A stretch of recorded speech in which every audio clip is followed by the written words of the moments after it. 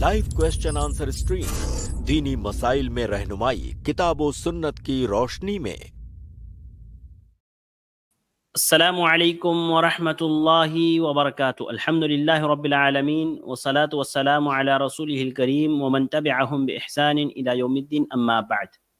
आप तमाम भाइयों और बहनों का इस्तकबाल है आपकी अपनी पसंदीदा stream live question and answers में। अल्हम्दुलिल्लाह हमारी ये स्ट्रीम बहुस्न खूबी और अल्हम्दुलिल्लाह तकरीबन 2 सालों से चल रही है। उम्मीद करते हैं आप लोगों को सवालात के जवाबात मिल रहे होंगे। मेरे भाइयों और बहनों, आप लोगों से गुजारिश है कि आप ज़रूर भी ज़रूर हमारी इस स्ट्रीम को अपने दूसरे भाई बहनों तक शेयर करें, ताकि वो भी हमारे साथ ज्वाइन हो करके इस स्ट्रीम से फ़ायदा उठा सकें। और मैं आप तमाम से गुजारिश करूँगा कि हमारी इसके अलावा भी और स्ट्रीम्स है, आप ज़रूर उसमें तशरीफ़ लाएँ, ताकि आपके इल्म में इजाफ़ा हो, आपको आपके मसाइल का हल मिल सके। तो आइए आज भी हमारे साथ शेख मोहतरम डॉक्टर मोहम्मद नसीम मदनी हफ़िज़हुल्लाह जुड़ेंगे। शेख मोहतरम जो है आपके सवालात के जवाबात देंगे। इससे पहले कि मैं शेख को ऐड करूं, आप लोगों से गुजारिश है कि जो हमने तरीका आपको सुपर चैट सुपर स्टिकर्स का बताया था, आप ज़रूर भी ज़रूर सुपर चैट और सुपर स्टिकर्स आई प्लस टीवी को भेजें, ताकि उसके ज़रिए से हमारा ये प्रोग्राम भी आगे बढ़े और आई प्लस टीवी भी आगे बढ़े। मेरे भाइयों और बहनों, आइए शेख मोहतरम को ऐड करते हैं, इस्तकबाल करते हैं और सवालात का सिलसिला शुरू करते हैं। अस्सलाम वालेकुम वरहमतुल्लाहि वबरकातुहू। वालेकुम अस्सलाम वरहमतुल्लाहि वबरकातुहू। कैसे हैं शेख आप? अल्हम्दुलिल्लाह, अल्लाह का एहसान है। आप कैसे? जी अल्हम्दुलिल्लाह, अल्लाह का शुक्र है। शेख अगर आपकी इजाज़त हो तो सवालात का सिलसिला शुरू करते हैं। जी शुरू करते हैं, बिस्मिल्लाह। जज़ाकल्लाहु खैर। आइए सवालात का सिलसिला हम लोग शुरू कर रहे हैं। मैं आपको बता चुका हूँ, हर रोज़ हम बताते हैं कि हमने हमारी स्ट्रीम यार्ड की लिंक पेस्ट कर दी है। जिन भाई बहनों को सवालात करने हैं, जिसको भी हमारे साथ स्टूडियो में जुड़ना है, वो इस लिंक के ज़रिए से ज्वाइन हो सकता है। लेकिन चूँकि अभी स्टूडियो फुल है, तो आप लोगों को स्टूडियो फुल दिखा रहा होगा। जैसे जैसे लोग यहाँ से सवालात करेंगे, हम जैसे जैसे लोगों को रिमूव करेंगे, आप लोगों को मौका मिलेगा। तो आइए सवालात का सिलसिला शुरू करते हैं। सबसे पहले गेस्ट है हमारे इस्लाम। मैं आपको ऐड कर रहा हूँ, आप अपना सवाल करें। अस्सलामु अलैकुम शेख। वालेकुम अस्सलाम वरहमतुल्लाहि वबरकातुहू। शेख, मेरा सवाल ये है कि जो तफसीर कुर्तुबी है, कुरान की तफसीर, क्या शेख इसे पढ़ना बेहतर है या किसी और तफसीर को?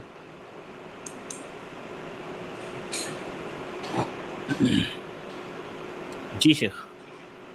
क्या कहा भाई ने? कुछ भी नहीं सवाल भाई ने ये किया, जी शेख, सवाल भाई ने ये किया कि कुर्तुबी जो तफसीर है, तो क्या तफसीर कुर्तुबी पढ़ना बेहतर है या इसके अलावा और कोई तफसीर पढ़ी जाए? बिस्मिल्लाह अल्हम्दुलिल्लाह वस्सलातु वस्सलामु अला रसूलिल्लाह। मुफस्सिरीन ने तफसीर की जो किताबें लिखी हैं, वो मुख्तलिफ मनाहिज पर लिखी हैं, मुख्तलिफ तरीक़े हैं उनके। जैसे कि कुछ तफसीर की किताबें ऐसी होती हैं जिनमें लुग़वी और बलाग़ी नाहियों पर ज़्यादा ज़ोर दिया जाता है। कुछ तफसीर की किताबें ऐसी हैं जिनमें अहकाम पर ज़्यादा जो है तवज्जो दी जाती है। इसी तरह से इस्लाम शरीयत में जो मुख्तलिफ उलूम व फ़नून हैं, उनके एतबार से तफसीर की किताबें भी मुख्तलिफ मनाहिज पर लिखी गई हैं। तो ये जो तफसीर कुर्तुबी है, इसका नाम है अल-जामे लिअहकामिल कुरान। तो इसमें जो है अहकाम से ज़्यादा बहस की गई है। तो अगर किसी इंसान को अहकाम से मुताल्लिक तफसीर पढ़नी है, तो तफसीर कुर्तुबी एक बेहतरीन तफसीर है। हाँ, कुछ मुलाहदात होती हैं बेशतर किताबों में, तो जाहिर है इसको पढ़ने के लिए आपके पास इतना इल्म होना चाहिए कि अगर कोई मुलाहदा उसमें है तो आप उस पर जो है वहाँ पर मुतनब्बे हो सकें। वरना अहकाम की आयतों की तफसीर पढ़ने के लिए या अहकाम से मुताल्लिक जानने के लिए तफसीर कुर्तुबी एक बेहतरीन तफसीर है। तो लिहाजा डिपेंड इस बात पर करता है कि आप तफसीर की कौन सी किस्म पढ़ना चाहते हैं। अगर अहकाम पढ़ना चाहते हैं तो तफसीर कुर्तुबी है। इसी तरह से इब्नुल अरबी की एक तफसीर है अहकाम से मुताल्लिक, आप उसको भी पढ़ सकते हैं। इसके अलावा और बहुत सारी तफसीरें हैं। अगर आप मुख्तसर तफसीर पढ़ना चाहते हैं तो तफसीर सादी बहुत मुख्तसर है और बहुत बेहतरीन तफसीर की किताब है। इसके अलावा तफसीर इब्न कसीर है। और अगर मुफस्सल तफसीर की कोई बड़ी किताब पढ़ना चाहते हैं تو تفسیر طبری ہے، مختلف تفسیریں ہیں. تو آپ اپنے فن کے اعتبار سے، اپنے میدان کے اعتبار سے، اپنے تخصص کے اعتبار سے تفسیر کی کتاب کا انتخاب کیجیے. البتہ کچھ تفسیر کی کتابیں ایسی ہیں جو معتزلی یا اشعری منہج پر لکھی گئی ہیں. جیسے مثال کے طور پر ایک تفسیر ہے کشاف. کشاف یہ زمخشری کی تفسیر ہے. زمخشری ایک بہت بڑے لغوی ہیں، تو لغت کے ناحیے سے تو یہ تفسیر بہت مفید ہے، لیکن اس میں منہج سلف کی بہت زیادہ مخالفت ہے، اس میں اعتزال بھرا ہوا ہے. ایک عام آدمی فرق نہیں کر سکتا کہ غلطیاں کہاں پر ہیں، اس لیے ایک عام انسان کو اس طرح کی تفسیروں سے بچنا چاہیے. اسی طرح موجودہ زمانے میں تفسیر ہے فی ظلال القرآن. یہ سید قطب کی تفسیر کی کتاب ہے، فی ظلال القرآن. تو اس کے اندر ظاہر ہے سید قطب کا منہج صحیح نہیں ہے، تو اپنے ان کے منہج کی جھلک آپ کو اس میں جگہ جگہ ملے گی، تو ایک عام آدمی اس سے بچے. اسی طرح اردو تفسیر کی کتابوں میں جیسے مولانا مودودی کی تفسیر ہے، آپ کو اس میں بہت ساری منہجی غلطیاں ملیں گی. تو بہرحال کوئی بھی کتاب پڑھنے سے پہلے کسی صاحب علم سے، کسی عالم سے آپ مشورہ کر لیں کہ میں فلاں کتاب پڑھنا چاہ رہا ہوں، تو کیا میں اسے پڑھ سکتا ہوں. اگر کوئی عالم دین ہے تو ظاہر ہے اسے تو پتہ ہوتا ہے کہ غلطیاں کہاں پر ہیں، وہ تفریق کر سکتا ہے، لیکن ایک عام آدمی کے لیے مشکل ہوتا ہے. بہرحال تفسیر قرطبی ایک تفسیر کی بہترین کتاب ہے، خاص طور سے ان لوگوں کے لیے جو احکام کے منہج پر تفسیر کی کوئی کتاب چاہتے ہیں. جی شیخ، میں یہ کہنا چاہ رہا تھا کہ شیخ میں قرآن اور جدید سائنس پر کچھ ٹاپک کی نوٹس بنا رہا تھا، مطلب ایک چھوٹی سی کتاب لکھ رہا تھا. تو شیخ اس کے لیے میں کون سی تفسیر پڑھوں؟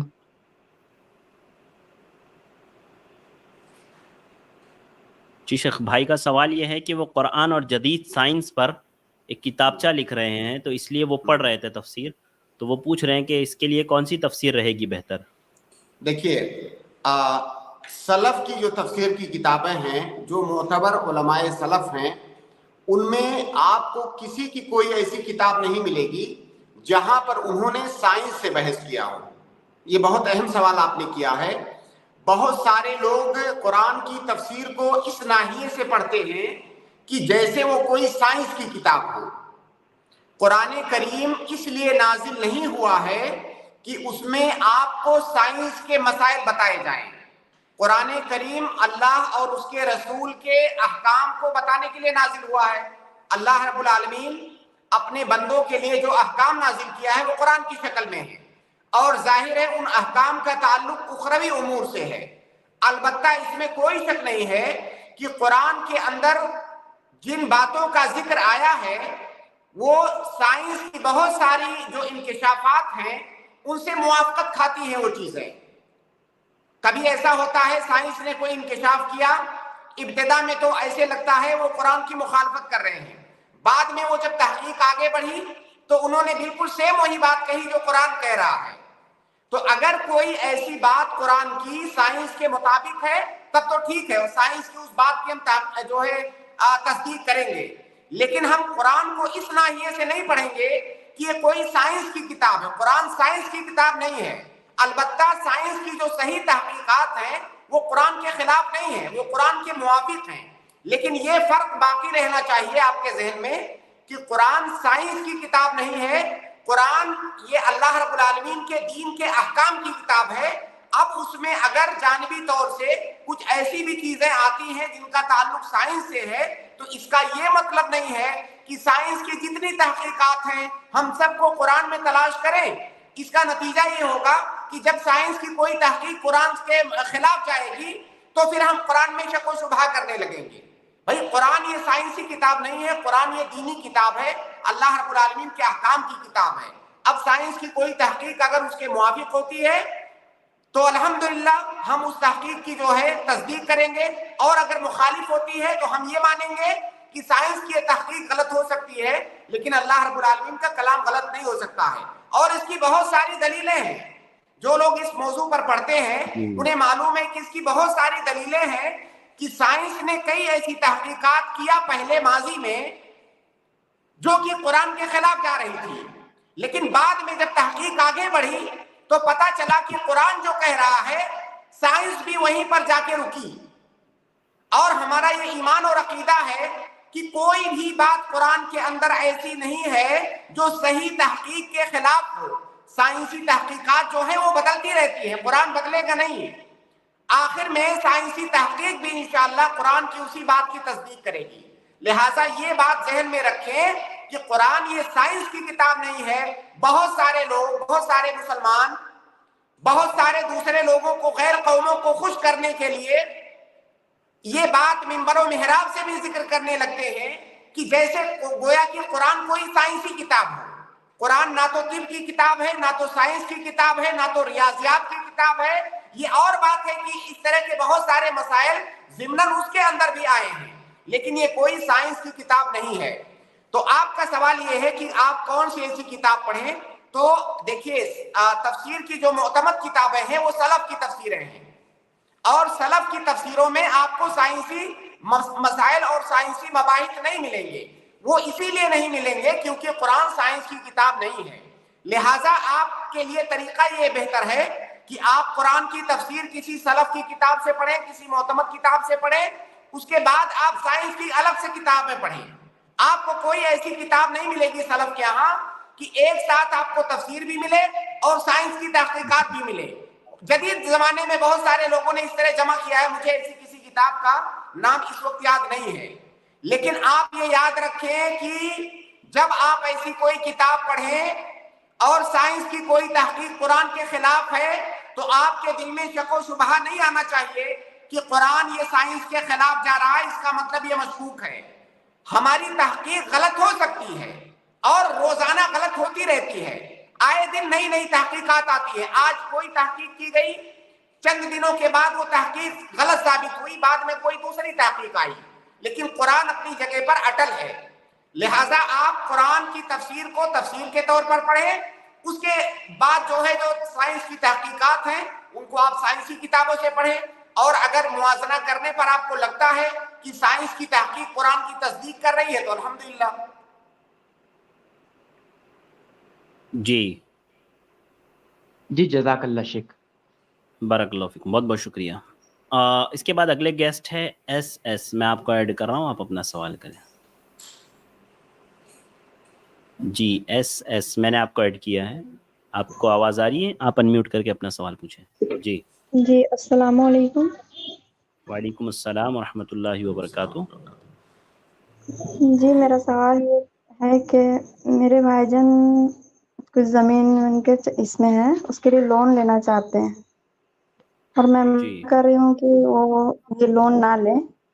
ओके, तो वो कह रहे हैं कि कैसे, कब तक ये रेंट के मतलब घर पे रहेंगे, रेंट में रहते हैं हम लोग, और उनके रिश्ते में भी कुछ मसला आ रहा है घर नहीं मत होने की वजह से, तो उसमें क्या करना चाहिए हम लोगों को उस सूरत में?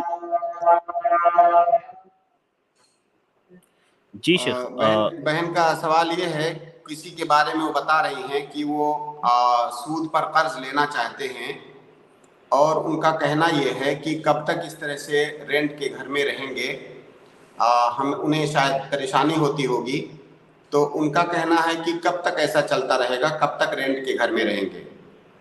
तो बहन, उनसे आप एक बात पूछिए कि हमारी ये जो ज़िंदगी है ये चंद सालों की है, हमें पता भी नहीं है कि कल ख़त्म हो जाएगी, परसों ख़त्म हो जाएगी।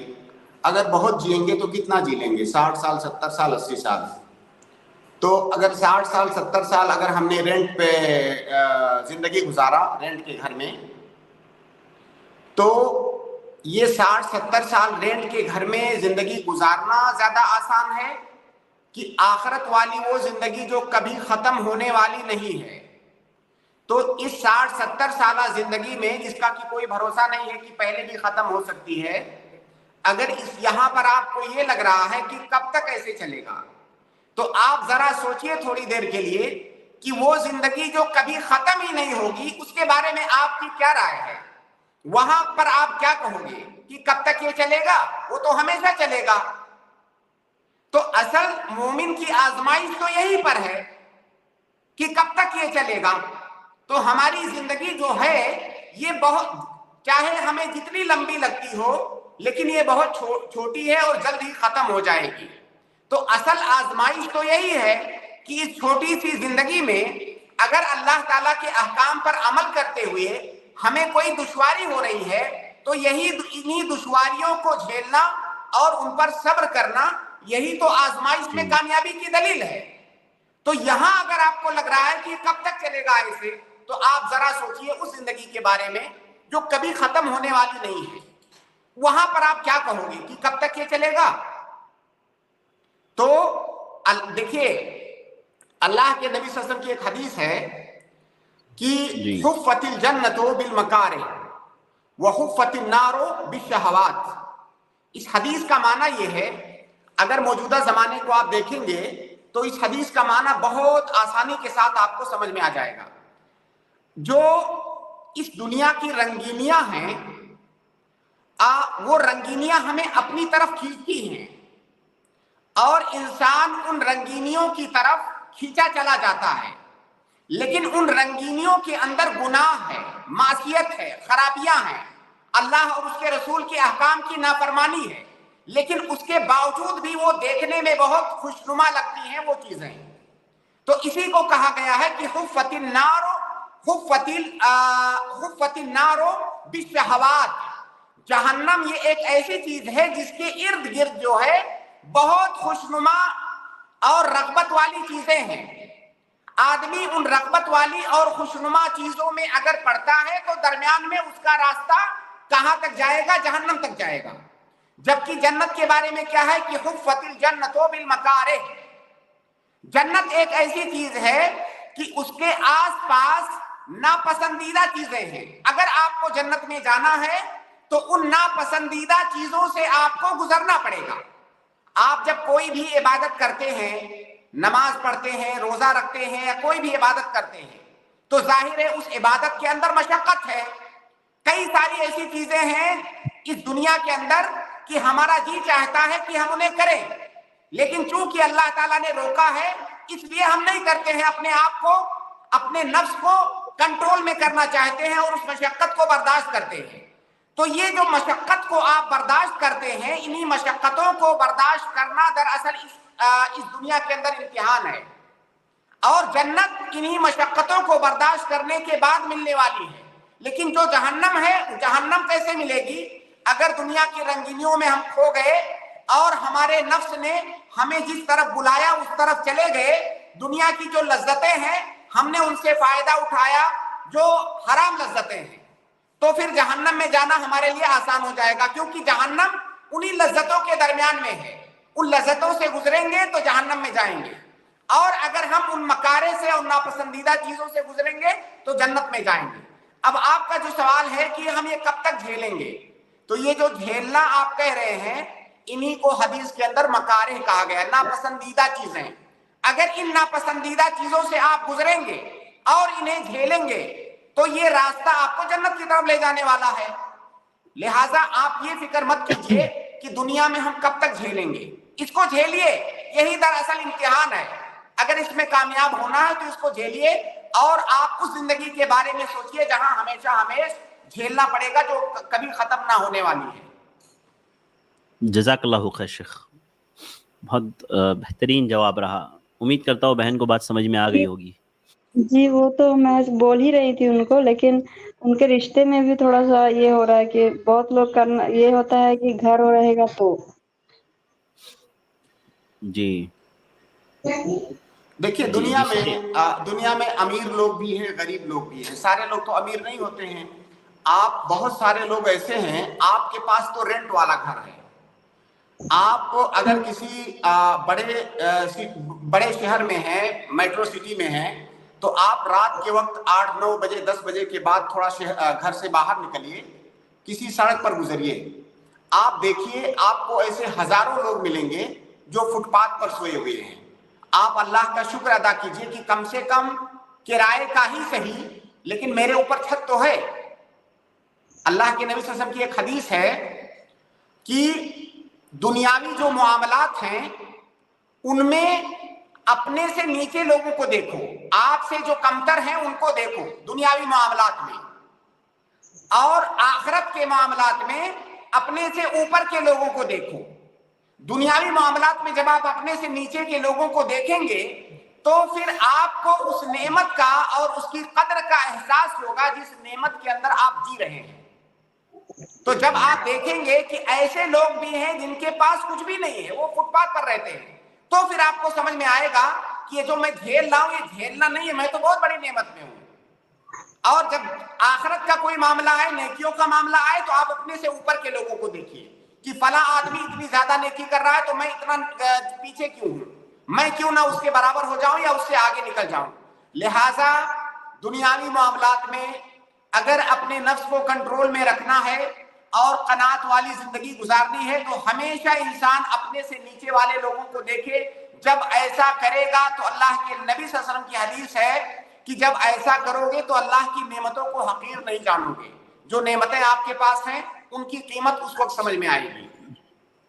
जी, तो देखिए रिश्ते के मामले में होता है कभी कभार, आप दूसरे देखें, कोई ना कोई को बहुत सारे लोग ऐसे होते हैं जो बिल्कुल दे देते हैं अल्लाह वाले। तो ऐसा नहीं है कि घर नहीं होगा तो रिश्ता नहीं होगा। एक और सवाल था, कर सकती हूँ? जी कर लीजिए जल्दी से। ये किन्हीं की मतलब शादी होने वाली, मतलब निकाह होने वाला है, तो वो उनका अकीका नहीं हुआ है, तो उस शादी में क्या वो अकीका उनके भाई के जिम्मे है? उनका जो निकाह करना है उनके भाई के जिम्मे है, तो क्या वो निकाह के वक्त ये अकीका कर सकते हैं? उनके अब्बू भी नहीं है। तो किनका अकीका? लड़की का? जी हाँ, लड़की। देखिए वलीमा के अंदर अकीका किया जा सकता है, लेकिन अकीका करना ये सुन्नत मुअक्कदा है और वो जिम्मेदारी जो है बाप की थी। अगर बाप ने नहीं किया है तो ज़रूरी नहीं है कि आप अकीका करें, लेकिन अगर करना चाहते हैं तो वलीमा के अंदर अकीका किया जा सकता है। इसकी वजह ये है कि वलीमा के अंदर जो जानवर ज़बा करते हैं वो जानवर ज़बा करना ये मकसूद लेदाती ही नहीं है। वलीमा के अंदर बगैर जानवर ज़बा किए हुए, बगैर गोश्त खिलाए हुए भी वलीमा हो सकता है। लिहाजा अगर चाहें तो उस जी लड़की के निकाह में, लड़की के निकाह में, हाँ बिल्कुल समझ रहे हैं। देखिए वलीमा असल में उस दावत को भी वलीमा ही कहा जाता है जो शादी की दावत होती है। तो उसमें जो जाहिर खाना खिलाने के लिए वो जानवर ज़बा करेंगे, तो उस जानवर में अगर वो चाहें तो अकीका भी कर सकते हैं, इंशाल्लाह कोई हर्ज की बात नहीं है। जी शुक्रिया। जज़ाकल्लाहु खैर, बारकल्लाहु फिकुम। इसके बाद मैं अगले गेस्ट सरफराज नवाज को ऐड कर रहा हूँ। सरफराज भाई आप अपना सवाल करें। अस्सलाम वालेकुम शेख। वालेकुम अस्सलाम व रहमतुल्लाहि व बरकातहू। मेरा सवाल नमाज के ताल्लुक है।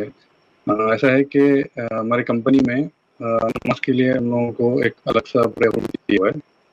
तो ज़ोहर के वक्त मस्जिद भी ज़्यादा दूर नहीं है, करीब में ही है। तो दोपहर के वक्त जो हम लोग का ब्रेक टाइम होता है वो 1 बजे है।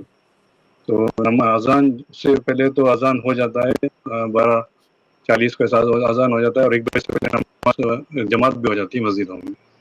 तो हम लोग उधर ही नमाज पढ़ते हैं जो रूम है। तो हम लोग 2-3 अफराद हैं, हम लोग तीनों वही नमाज पढ़ते हैं। तो ये करना बेहतर है, मस्जिद में जाना ये ज़रूरी है। जिसे क्या कहा भाई ने? भाई ने सवाल ये किया है कि शेख ये कंपनी में काम करते हैं जहाँ पर नमाज के लिए इंतज़ाम है, तो बीच में जब ब्रेक होता है तो भाई लोग जो है जमात बना करके नमाज़ पढ़ लेते हैं 2-3 लोग, और अजान समझिए 12:40 को होती है, तो ये लोग थोड़ा सा 1 बजे के टाइम पर पढ़ते हैं। तो भाई का सवाल ये है कि क्या वहाँ जमात बना करके पढ़ सकते हैं या मस्जिद जाना ज़रूरी है? मस्जिद कितनी दूर पर है? जी सरफराज भाई, मस्जिद ज़्यादा दूर नहीं है शेख, गाड़ी में जा सकते हैं, यानी कि 5-10 मिनट, ज़्यादा दूर नहीं। आप ऐसे बताइए तकरीबन कितना, 1 किलोमीटर, 1.5 किलोमीटर? 1 किलोमीटर ही रहेगा, बस 1-2 किलोमीटर से कम नहीं। 1 किलोमीटर होगा? हाँ 1 किलोमीटर जी हाँ, तो आप वहाँ जमात बना करके नमाज पढ़ सकते हैं। 1 किलोमीटर दूर माना जाएगा। आप जितने लोग वहाँ पर हैं वो जमात बना करके नमाज पढ़ सकते हैं। जी अच्छा शेख, जज़ाकल्लाह खैर। और एक सवाल था शेख। जी पूछ लीजिए। शेख ऐसा हुआ कि शेख आज इमाम ने जब मैं यहाँ पे असर नमाज पढ़ रहा था तो इमाम साहब ने जब चौथी रकात में तैयार से बैठ गए, उठना था, تو پھر جب مقتدیوں نے ان کو اطلاع کیا تو انہوں نے پھر چوتھی رکعت پڑھی، پھر سجدے سہو کے وقت سلام پھیر کے انہوں نے پھر سجدے سہو کیا. یہ طریقہ صحیح تھا یا؟ ہاں بالکل صحیح ہے، ان کا طریقہ ایک دم صحیح ہے. آپ جو سوال میں سمجھ سکا وہ یہ کہ ان کو 3 رکعت پڑھنے کے بعد وہ بیٹھ گئے، چوتھی کے لیے نہیں اٹھے. جب ان کو بتایا گیا تو پھر وہ اٹھے. تو گویا کہ وہ جو ان کا بیٹھنا ہے تھوڑی دیر تک 3 رکعت کے بعد، یہ ایک اضافہ ہے نماز کے اندر. اور نماز کے اندر اگر اضافہ ہو جائے تو ایسی صورت میں سجدے سہو یہ سلام پھیرنے کی بات کریں گے. جی شیخ، جس کی رکعت چھوٹ گئی ہے تو ان کو کیا حکم رہے گا، کیونکہ وہ لوگ اٹھ گئے تھے؟ جن کی رکعت چھوٹ گئی ہے، دیکھیے ان کا جب امام نے سلام پھیرنے کے بعد سجدے سہو کیا تو ظاہر ہے ایسی صورت میں ان کو تو سجدے سہو ملے گا نہیں امام کے ساتھ، کیونکہ امام جیسے ہی سلام پھیرے گا وہ اپنی رکعت پوری کرنے کے لیے کھڑے ہو جائیں گے. تو اس کا طریقہ یہ ہے کہ بعد میں جب وہ تشہد کر لیں، اپنی آخری تشہد، تو اس وقت وہ سجدے سہو کر لیں. لیکن یہ ایسا اس وقت ان کے اوپر واجب ہے جب امام کی غلطی کے وقت وہ جماعت میں موجود رہے ہوں. کیونکہ ایسا بھی ہو سکتا ہے کہ کچھ لوگ اس غلطی کے کرنے کے بعد جماعت کو انہوں نے جوائن کیا ہو. تو اگر وہ غلطی کرتے وقت امام کے ساتھ آپ موجود تھے تو آپ اپنی نماز کمپلیٹ کر کے سجدے سہو کر لیں. لیکن اگر امام کے غلطی کرنے کے بعد آپ نے جماعت کو جوائن کیا ہے تو پھر آپ کے اوپر سجدے سہو نہیں ہے. کلیئر ہوئی بات شیخ؟ جی کلیئر ہوئی شیخ، واضح ہوئی. جی سرفراز بھائی. جی شیخ، جزاک اللہ خیر، واضح. بارک اللہ. اس کے بعد محمد رفیق، میں آپ کو ایڈ کر رہا ہوں، آپ اپنا سوال کریں رفیق صاحب. السلام جی علیکم شیخ. محمد. وعلیکم السلام ورحمۃ اللہ وبرکاتہ. السلام علیکم شیخ. جی وعلیکم السلام. شیخ میرا سوال یہ تھا، جی شیخ میرا سوال یہ تھا کہ ابھی جیسے ہمیں بیان وغیرہ سنتے ہیں تو ہمارے پاس کیا ہے، اللہ کا ڈر تھوڑا زیادہ آتا ہے، تو ہم جی آج کے بعد جو بھی گناہ پہلے ہم کیے جیسے کہ جھوٹ وغیرہ بولے تو ہم قسم کھاتے ہیں، آج کے بعد نہیں بولتے. پھر کچھ دن ٹھیک کے ہے. بعد پھر ہم وہی غلطی دہرانے لگتے ہیں. تو کیا اس کا پھر ہمیں کفارہ دینا ہوگا یا پھر اس کو ہم کیسے اپنے آپ کو کنٹرول کریں شیخ؟ بھائی کا جی سوال شیخ جو میں سمجھ سکا وہ یہ ہے کہ کوئی انسان کسی نے جو گناہ کیا ہے، اب جب اس کو شرمندگی ہوئی اپنے گناہ پر، تو جب وہ توبہ کرنا چاہ رہا ہے تو قسم کھاتا ہے کہ میں اب یہ جی گناہ دوبارہ نہیں کروں گا. قسم کھاتا ہے کہ میں یہ گناہ اب مستقبل میں نہیں کروں گا. پھر وہ دوبارہ جی اسی گناہ کے اندر واقع ہو جاتا ہے. تو ایسی صورت میں وہ کیا کرے گا؟ دیکھیے ایسی صورت میں اسے کفارہ دینا ہوگا. کوئی بھی کام کرنے پر اگر آپ نے قسم کھایا ہے اور پھر وہ کام اس کی آپ مخالفت کر رہے ہیں اس قسم کی، تو آپ کے اوپر کفارہ دینا یہ واجب ہے. لہٰذا صحیح طریقہ میں آپ کو بتاتا ہوں وہ یہ ہے کہ آپ جب توبہ کیجئے تو آپ کو قسم کھانے کی ضرورت نہیں ہے. آپ سچے دل سے ایسے ہی توبہ کیجئے. آپ مکمل دل میں عزم اور ارادہ کیجئے شرمندگی کے ساتھ ساتھ کہ اللہ رب العالمین یہ گناہ اب میں دوبارہ نہیں کروں گا، میں اس سے توبہ کرتا ہوں. اور یہ توبہ کافی ہے، آپ کو قسم کھانے کی کیا ضرورت ہے؟ اگر آپ نے قسم کھایا ہے اور دوبارہ وہ گناہ آپ نے کر دیا تو پھر قسم کا کفارہ دینا ہوگا. جی جی شیخ، رفیق بھائی. وہ ہم بیان وغیرہ سنتے ہیں نا شیخ، جی ابھی ہمیں تو بیان وغیرہ سنتے ہیں جیسے کہ آپ کے جو سوال جواب ہم سنتے ہیں بھائی، جیسے بیان میں کوئی، جیسے میں آپ کو ابھی بیان دے رہا ہوں تو بیان میں یہ تو نہیں بتا رہا ہوں کہ آپ قسم کھائیں توبہ کرنے کے لیے. بیان میں یہ بھی بتایا جا نہیں رہا نہیں ہے شیخ. کہ توبہ، سنیے بھائی، توبہ کا بہترین طریقہ یہ ہے کہ آدمی نادم ہو، اپنے گناہوں پر ندامت کا اظہار کرے اور سچے دل سے اخلاص کے ساتھ اللہ رب العالمین کی بارگاہ میں توبہ کرے کہ اب یہ گناہ میں دوبارہ نہیں کروں گا. اسے قسم کھانے کی ضرورت ہی نہیں ہے، کیونکہ جب آپ نے قسم کھا لیا، آپ ایک انسان ہیں، ہو سکتا ہے مستقبل میں، فیوچر میں شیطان کے بہکاوے میں آ کر کے پھر وہ گناہ آپ کر بیٹھیں، تو اگر کر بیٹھیں گے تو پھر کفارہ دینا ہوگا آپ کو. لہٰذا اچھا بہترین طریقہ توبہ کا یہ ہے کہ آپ قسم نہ کھائیں، آپ بغیر قسم کھائے ہوئے توبہ کریں. ٹھیک ہے, جزاک اللہ خیر شیخ. امید ہے بھائی کو جواب مل گیا ہوگا. سسٹر بلقیس ملا جی, میں آپ کو ایڈ کر رہا ہوں, آپ اپنا سوال کریں.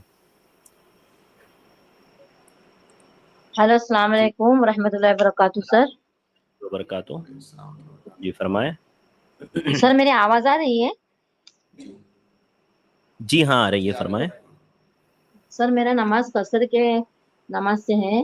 ابھی دیکھو ہمارا گھر ممبئی میں خود کا گھر ہے. ممبئی میں ہم لوگ ہمیشہ جاتے ہیں ڈاکٹر کے لیے, ویسے ہم گاؤں میں رہتے ہیں. تو ابھی خود کا گھر ہونے کی وجہ سے ہم وہاں جائیں گے تو کیا ہم نماز قصر پڑھیں گے کہ پوری نماز پڑھیں گے, کیونکہ خود کا گھر ہے نا اس کے لیے. لیکن وہاں رہتے نہیں, گاؤں ہم میں جب جائیں خالی گے ڈاکٹر کے لیے جاتے ہیں. کتنا شیخ سسٹر کا سوال یہ ہے کہ یہ رہتے گاؤں میں ہیں, ممبئی آتے ہیں کبھی کبھار ڈاکٹر وغیرہ کے پاس جانے کے لیے. تو سسٹر پوچھ رہی ہے کہ ممبئی میں جو ان کا گھر ہے وہ اپنا خود کا گھر ہے, تو جب ممبئی آئیں تو کیا انہیں قصر کرنا ہے یا مکمل نماز ادا کرنی ہے؟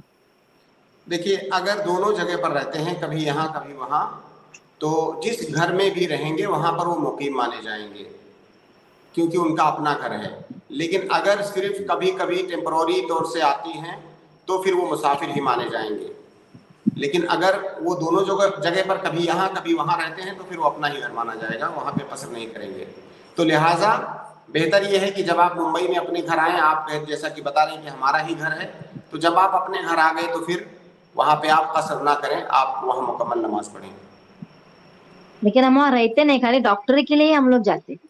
نہیں, دیکھیے اگر رہتے نہیں ہیں, جیسے کسی انسان کا کی کئی جگہ پر زمینیں ہوتی ہیں, یا اس کے گھر اس نے کئی جگہ پر لے رکھا ہے, وہ کبھی کبھار کسی خاص ضرورت کے تحت ہی جاتا ہے, تو پھر وہ سکونت والا گھر نہیں مانا جائے گا. تو پھر وہاں پہ وہ قصر کر سکتا ہے, بلکہ کرے گا. اگر ایسا ہے کہ کبھی کبھار ہی جاتے ہیں, وہاں رہتے نہیں ہیں, تو پھر آپ وہاں قصر ہی کریں گے. ہاں, اور دوسری بات ہے کہ کبھی اپن ممبئی میں رہتے نا, تو ممبئی میں ٹریفک بہت رہتی ہے, اور ہم باوضو رہتے ہیں, اور کبھی مغرب کی اذان ہو جاتی ہے, لیکن گھر پہنچتے پہنچتے مغرب کا ٹائم نکل جاتا ہے. تو کیا ہم خود کی گاڑی میں مغرب کی نماز پڑھ سکتے ہیں؟ آپ یا تو راستے میں کہیں پر اتر کر کے نماز پڑھ لیں, اور نہ, اگر ممبئی میں اترنے تو جگہ نہیں رہتی ہے نا, ممبئی میں تو جگہ نہیں رہتی ہے, تو ہمیشہ آپ ٹریفک فل رہتی ہے. ہاں, اور ایسی صورت میں آپ مغرب کی نماز کو مؤخر کر کے جا کے گھر پہ عشاء کے ساتھ پڑھ لیں. ہاں چلے, ہاں کیونکہ ظاہر چلے ہے یہ مسئلہ روزانہ تو نہیں پیش آتا ہوگا, کبھی کبھی یہ ایسا ہوتا ہے, تو آپ گھر پہ جا کے جمع تاخیر کر لیں. ہاں چلو, شکریہ شکریہ. السلام جزاک علیکم اللہ. ورحمۃ اللہ. وعلیکم السلام. اس کے بعد میں جو ہے اگلے گیسٹ سسٹر نصرت جہاں کو ایڈ کر رہا ہوں. سسٹر آپ اپنا سوال کریں. السلام علیکم شیخ. وعلیکم السلام ورحمۃ اللہ وبرکاتہ. السلام علیکم. جی وعلیکم السلام میرا ورحمۃ اللہ سوال یہ ہے وبرکاتہ. کہ میں نے اپنے ابا سے 50,000 روپیہ لیا, تو دینے جی سے پہلے میرے ابا انتقال کر گئے. پھر میں نے امی کو 10,000 روپیہ دے دیا, بلکہ 40 انتقال کر گئی. ہم رکھ لیں یا آپ سب کی کو آواز دینا بیچ پڑے میں گا؟ کٹ گئی. اپنے والدہ کو 10,000 دیا, اس کے بعد میں سمجھ گیا, اس بہن کا کے بعد سوال. میرے پاس 40,000 روپیہ بچا.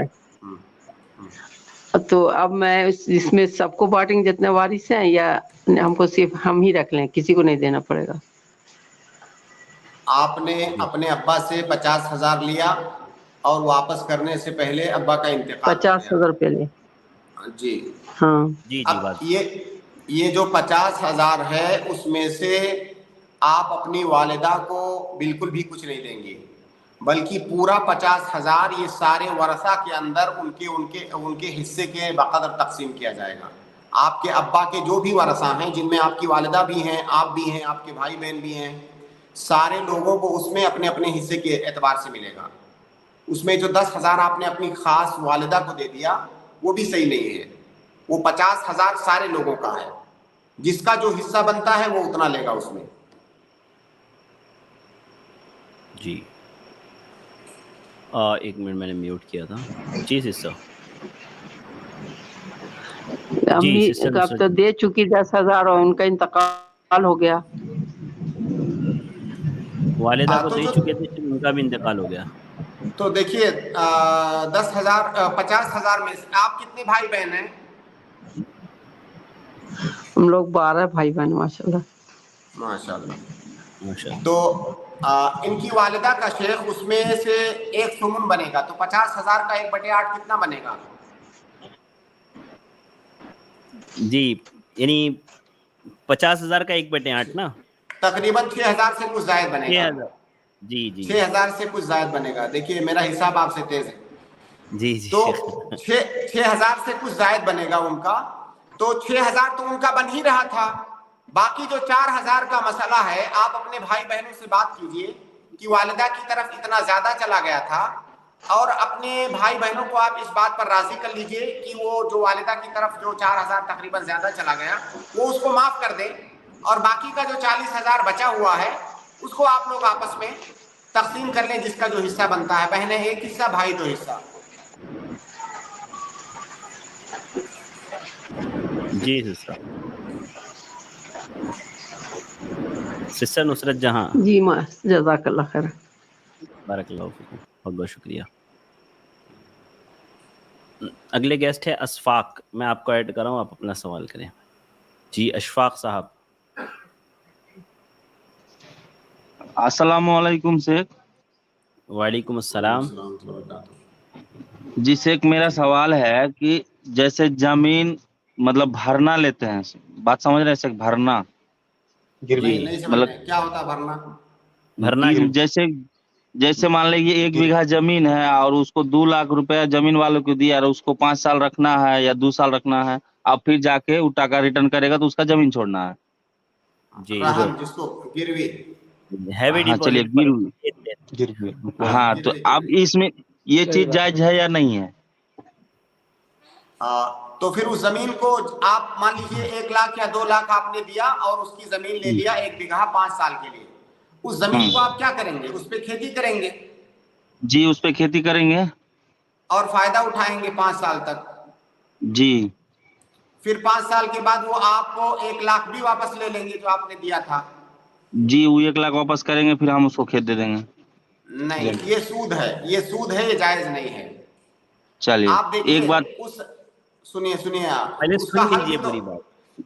حل بھی تو سن لیجئے اس کا. یہ جائز نہیں ہے تو اس کی جائز شکل کیا ہوگی؟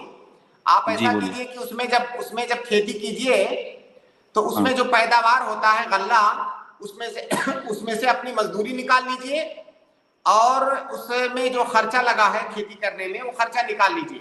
باقی جو غلے کی رقم بچتی ہے اس کو آپ مائنس کرتے جائیے اس کے قرض میں سے. جو قرض آپ نے 1 لاکھ دیا ہے اس میں سے مائنس کرتے جائیے.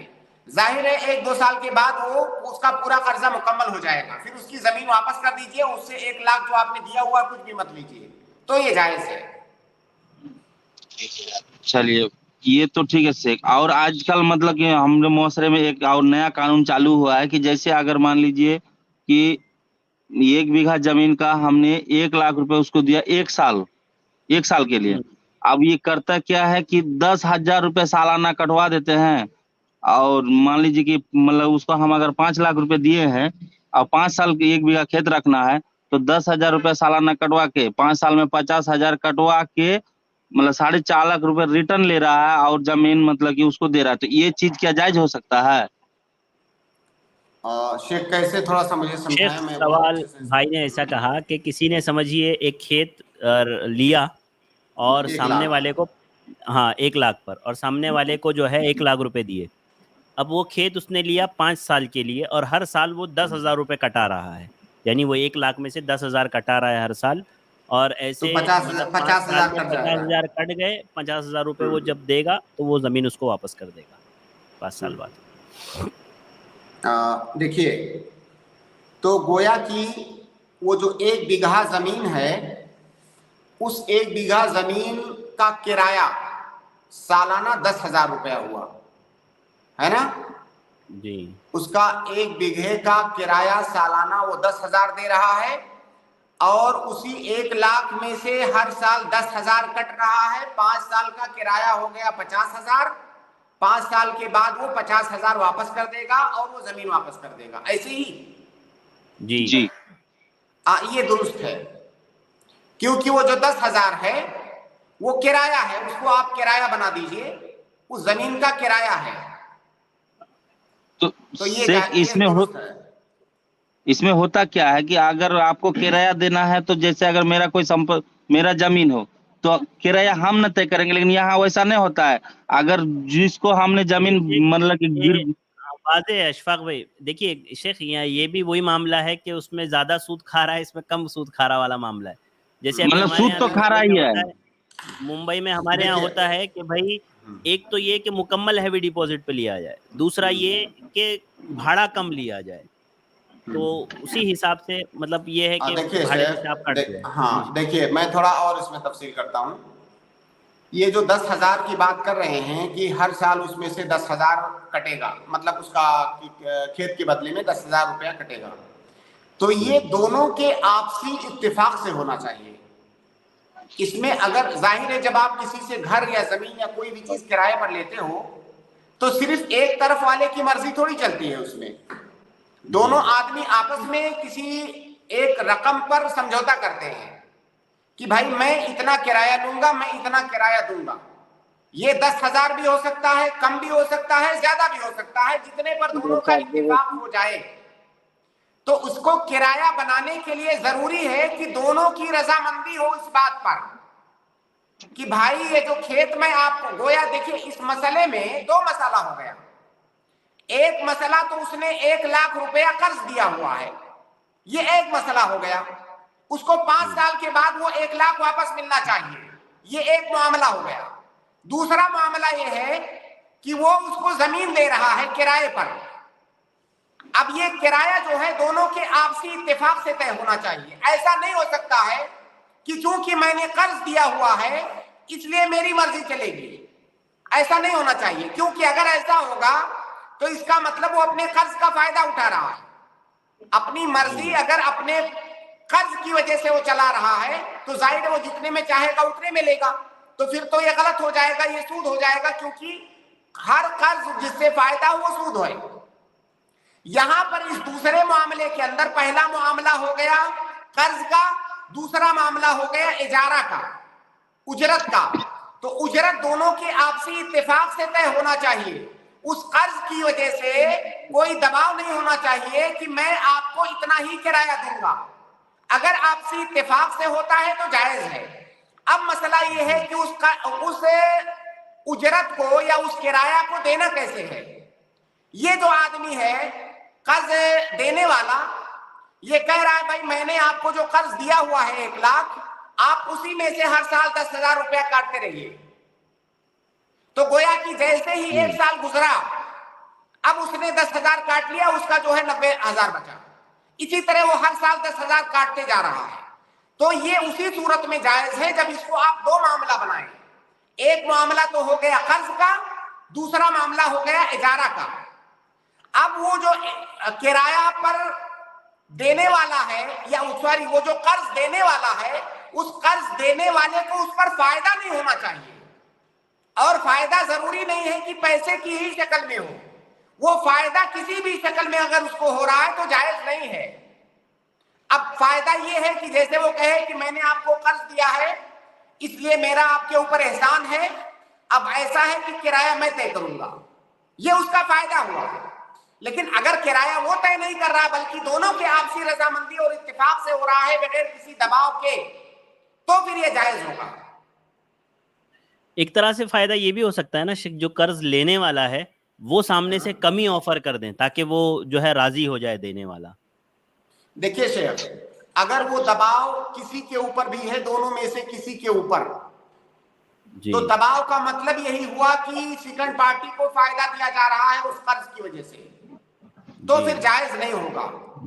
اسی طرح ایک بات اور آپ یاد رکھیں, اس میں ایک اہم نقطہ کہ جیسے میں آپ کو قرض دے رہا ہوں 1,00,000 روپیہ, اور قرض دینے کے ساتھ ساتھ میں آپ کے اوپر یہ شرط لگا رہا ہوں کہ بھائی میں آپ کو قرض اسی وقت دوں گا, اسی شرط پر دوں گا کہ آپ اپنی زمین مجھے کرائے پر دو گے 5 سال کے لیے, ورنہ میں قرض نہیں دوں گا.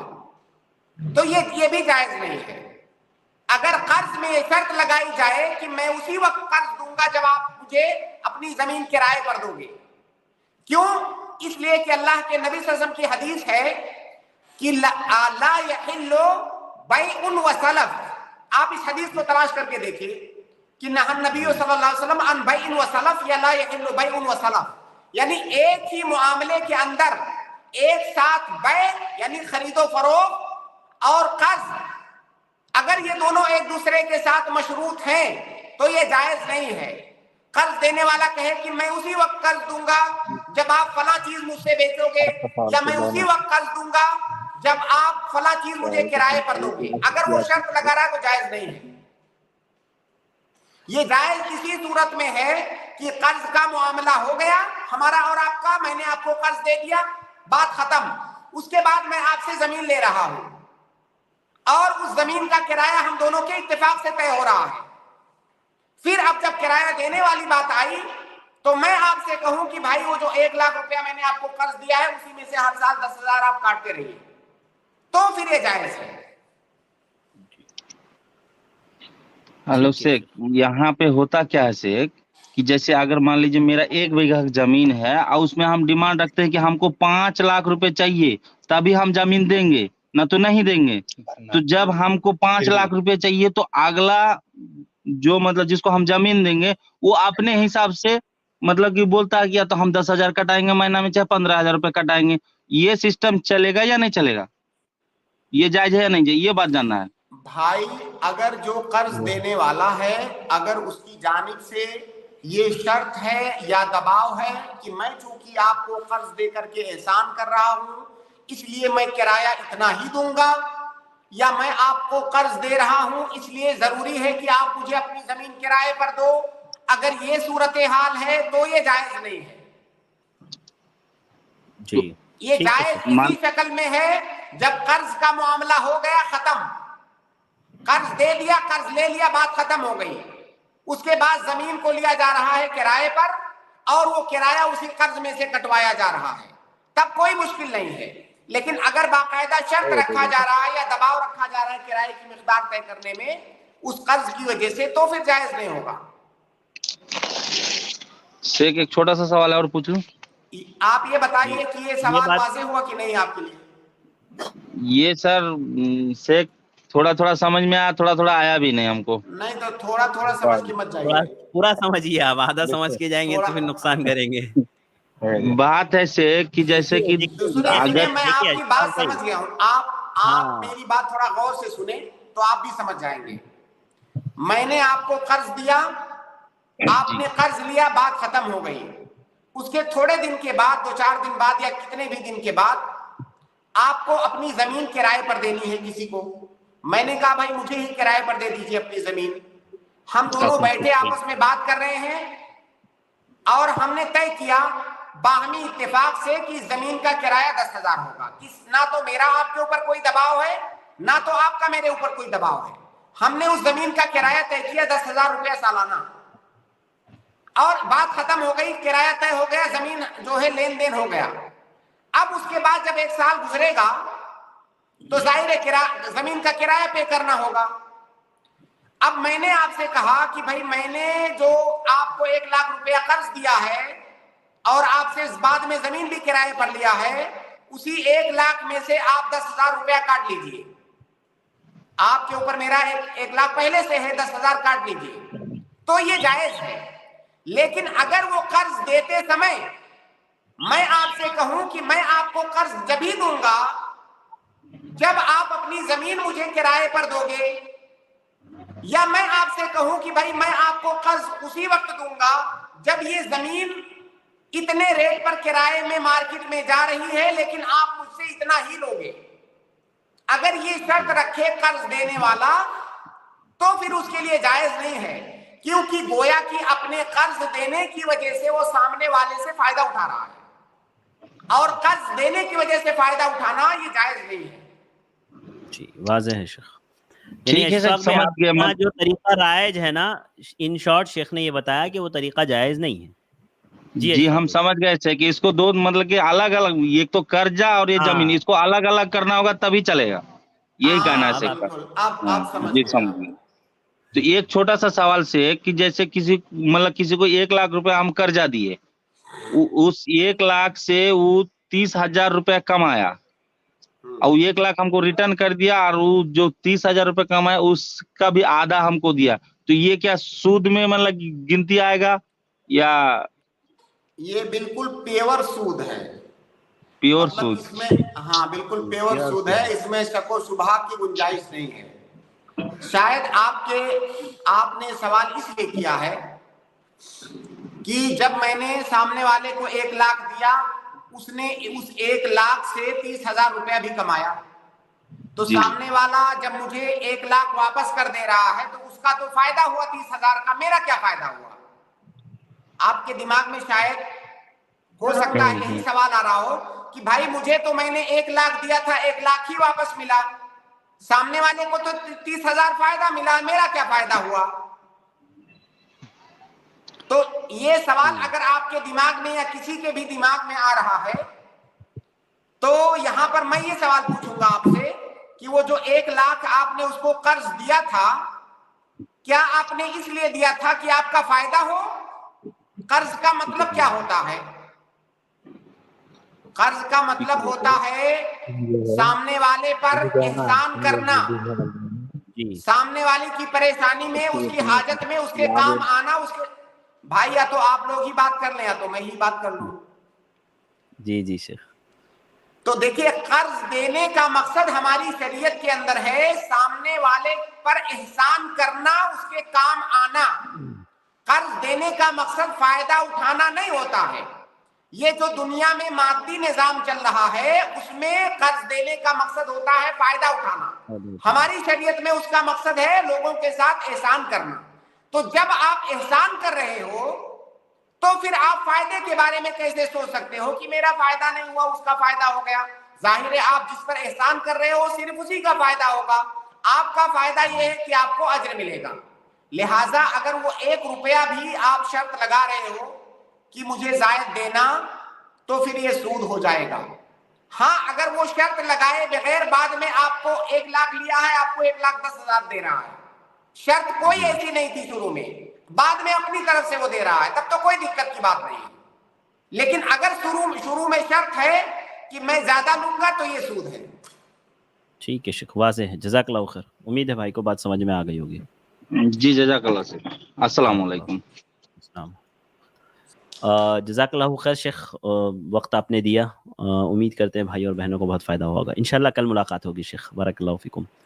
अस्सलाम वालेकुम वरहमतुल्लाहि वबरकातुहू। इसके बाद मैं अपने तमाम भाइयों और बहनों का शुक्रगुजार हूँ। अल्हम्दुलिल्लाह आप लोग हमारे साथ जुड़े रहें, आपने सवालात की उम्मीद करते हैं आपको तशफ़ी बख्श जवाबात मिले होंगे।